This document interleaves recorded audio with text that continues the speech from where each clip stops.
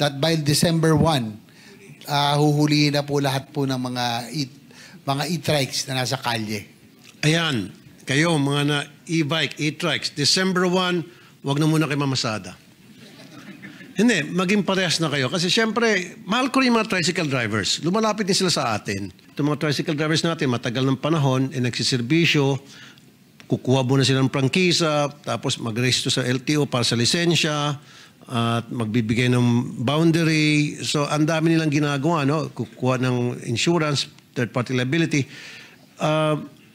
Hindi basta-basta maging member pa ng TODA, samantalang itong e-bike o e-trikes, wala talaga eh. Tapos ngayon, pag nagka-disgrasya o gumawa ng violation, paano sila issuehan ng citation o ticket for traffic violation? Pag nagkaroon ng violation ang isang e-bike driver, sino ang magtitiket sa kanila at ano ang ticket na matatanggap nila? Wala naman silang driver's license, karamihan sa kanila. So ano ipapakita nila doon sa apprehending officer? Automatic impound na. Kasi po yung nakikikwenta nyo, dilema po talaga eh. Minsan, hindi talaga sila lisensyado.